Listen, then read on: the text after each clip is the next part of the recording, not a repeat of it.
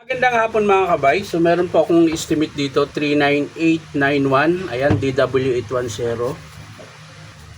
Hindi po siya gumagana mga kabay. Ayan, sasaksak po natin. Ayan po. Wala po siyang power. Kahit alugin yung cord, ayaw niya talaga. So titingnan natin mga kabay. Bubuksan natin to. Siyempre, unahin muna natin sa carbon.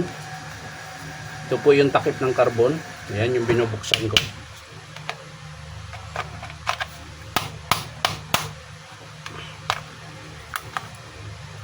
Ayan. So, maiksi na po yung kanyang carbon. Sa kabila.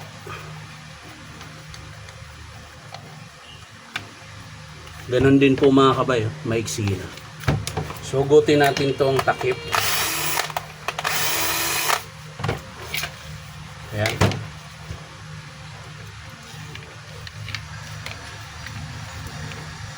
Hugutin natin. Siyempre, tester natin. Unahin muna natin dito sa kanyang cord. Tingnan natin kung baka putol yung cord. Pero palagay ko mga kabay yung carbon niya dahil maiksi na. Baka labas yung starter. Pero siyempre, unahin muna natin tong cord. Ito. Testing sa isa. Ayan, meron. Sa kabila, dito tayo. Ayan, meron. So, walang problema dito sa cord mga kabay. Ngayon, sa switch naman, tingnan natin. Ito po yung switch niya mga kabay. Ito po yung contact, dalawa. Ayan. Ito yung isa. Ito yung pangalawa. So, lagay lang natin yung tester dyan, kabilaan. Ayan, tapos on natin. So yan, gumagana mga kabay. So walang problema dito sa kanyang tester. Check natin dito sa kanyang field coil. Wala din. So hugutin natin yung carbon mga kabay kung bakit wala siyang power. So yan, maiksi na. Nandito sa kabila yung stopper. Ayun, labas na po yung kanyang stopper. So, kung halimbawa malayo naman kayo sa bilihan ng carbon, pwede nyo hugutin to, yung spring na lumabas, tapos balik nyo kabit to. Kapag wala naman tama yung armature tsaka field coil mga kabay, gagana dapat yan. So, salpak lang natin. Kabila, balik natin yung kabila. So sa kabila pala mga kabay, yung kanyang carbon wala pong stopper. Isa lang po yung merong stopper. So yan, saksak natin ulit. On natin.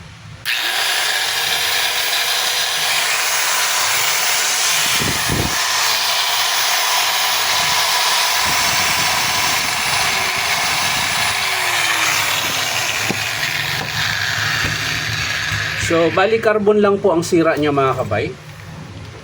Papalitan na natin to diretso dahil yun lang naman po ang sira. Maganda naman po yung andar niya, hindi siya maingay.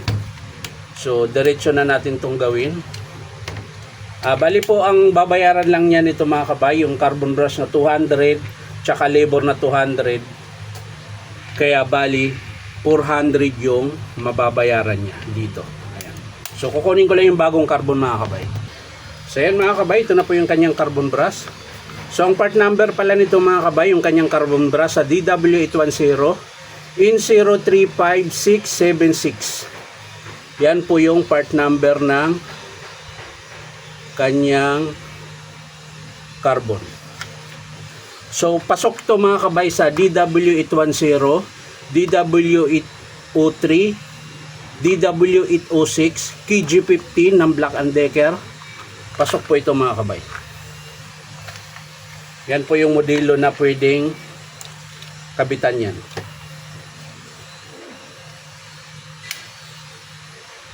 So yan, kakabit na natin yung bagong carbon mga kabay.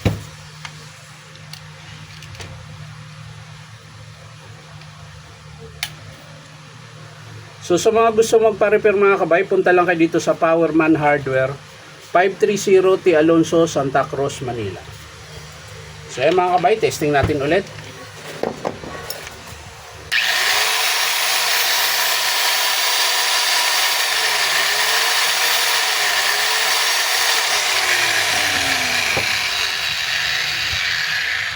So, yun lang po yung estimate mga kabay, carbon brush, tsaka labor. So, ibabalik na natin ito. Yan. I-screw natin. So, yun lang mga kabay. Maraming salamat sa panonood at palike and share na rin po. Bye-bye.